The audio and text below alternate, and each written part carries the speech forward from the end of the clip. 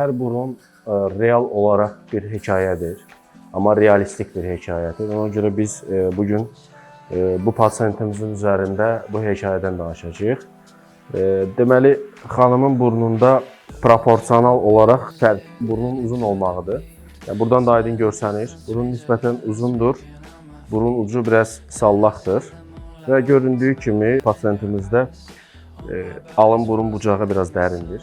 Buna uyğun olaraq da bir donqarlıq görsənir. Burnun en hissəsindən baxsaq, yəni dorzum hissəsindən, bu hissədən nisbətən enlidir. Yəni xanımın üz proporsiyasına, horizontal proporsiyasına uyğun deyil, biraz enlidir. Və ən vacib məqamlardan birini qeyd edeyim. Burnun tam mərkəzdə yerləşən bir orqan olduğu üçün həmişə diqqət ora fokuslanır. Və bu proporsiyalara çox diqqət eləmək lazımdır. Yəni əməliyyat öncəsi analizdə. Biz burada bunu analiz etdik, yəni bu pasiyentimizdə burun enlidir və bir də bunu həmişə qeyd edirəm. Burun əsas 3 elementdən ibarətdir. Yəni burun beli, dorzum deyilən, burun ucu, tip deyilən və bir də burun qanatları. Bunlar 3 element, üçü də burunda seçiləndə o kompleksiz burun sayılır. Xanımda, bu pasiyentimizdə, bu misal, bu hekayəmizdə çatışmayan elementlər çoxdur.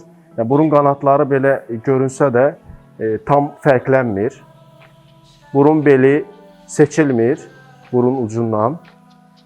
Və ona görə inşallah bu əməliyyat sırasında qapalı əməliyyatla biz bunların hamısını təmin edəcəyik.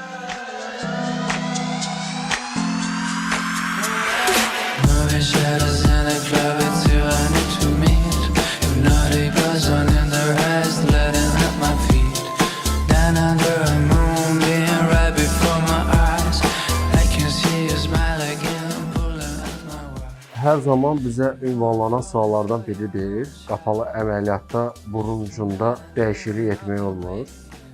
Zaten videoda görünəcək, burun ucu əvvəl necə olubdur, biz onu təqdim edəcəyik. Və bu şəkildə modifikasiya olunur, qapalı şəkildə, yəni burun ucuna tam-tamına toxunmuşuq. Burun ucunu modifikasiya eləmişik, şəkilləndirmişik, dəyişmişik və bu şəkildə də artıq burun ucu formalaşmışdır. Təbii ki, hələ ki tikişlər atmamışıq, amma burnumuzun son xam şəkli hazırdır. Və bu hissədə də heç bir kəsikimiz yoxdur. Kəsiklərimiz həmişə bu suallarda olur ki, bəs qapalı əməliyyatda kəsiklər hardan aparılır, necə müdaxilə olunur? Buradan göstərə bilərəm. Kəsiklərimiz bu şəkildə aparılıb, burun içərisinə doğru və belə bir kəsikimiz aparılıb. Və buradan da həm burun belinə, həm burun ucuna müdaxilə edə bilirik.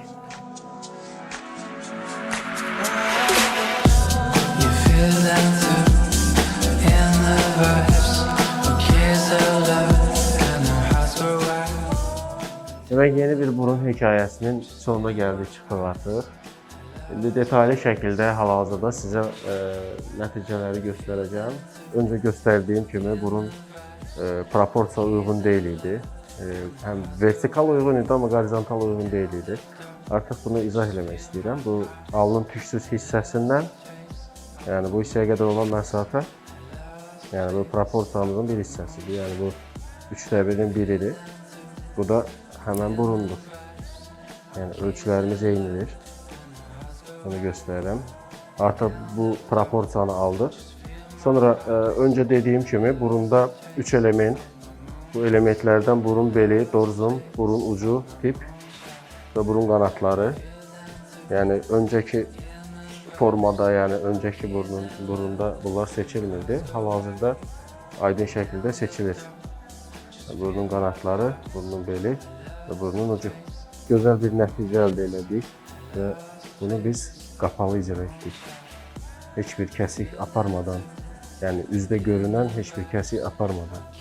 Estetik plastik əməliyyatların ən üstün cəhətlərindən biri müdaxilə olunan zonanın, yəni heç bir izinin, heç bir kəsiyin görünməməsi və yaxud da görünən bir yerdədirsə, onun kamuflaj və ya hansısa bir şəkildə itirilməsidir.